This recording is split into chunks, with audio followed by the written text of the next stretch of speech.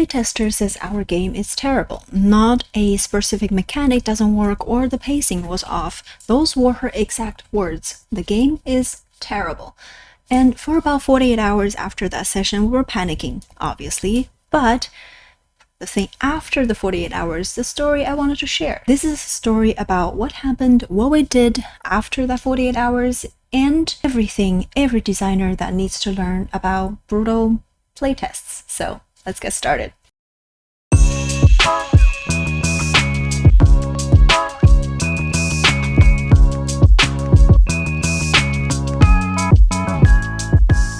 We were playtesting Battle of the Knollen, our third game, and still in development.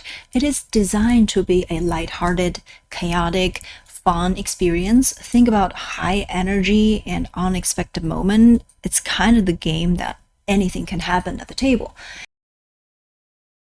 She sat down, played one round, didn't finish, and then she delivered her verdict that the randomness was too much, player couldn't control when they won, the trick-taking part, meaning that the outcome of the cards felt arbitrary. And then the line that she said really got us, it is, she doesn't know who is this game even for.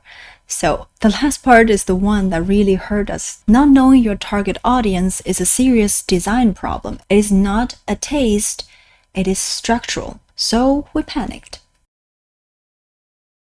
There's a specific kind of dread that comes from a playtester question the whole foundation of your idea, not a specific mechanics, not a card, the whole thing. So we went back and forth for 2 days, and then we realized when we sat down, actually start analyzing, which is the thing we should have done right after the playtest. And then they made us clear there are 3 things that we need to consider from this playtest. So the first thing, the player control. She is right. If player feels like during the whole course of the game you don't have influence when they win, that is chaos. That is helplessness. So that is a valid feedback. And that is something specific, and that's something we already fixed by giving player a bigger hand, as well as tweaking the actions for heroes or hero abilities so you feel like you can always counter something. The second thing, the chaos itself. The light-hearted energy, the unexpected turns, it is not a design fault, it is a target audience mismatch. She doesn't like chaos and unexpected turns, that's completely fine, but it just means she was never our player. It's not her fault, it's not our fault. It just means her feedback on the tone of the energy of the game design doesn't carry the same weight as if another player would love chaotic atmosphere. The third thing, this took us longer to see. She played 1 round and didn't finish. 1 round, she hasn't seen the game build up, and she hadn't experienced when the game mechanics click, and then she hadn't reached the moment the design is actually working forward. That doesn't make her player control note wrong. It's still valid. And I don't know who is this game for. After 1 incomplete round, it is a very different statement than who played 3 full games.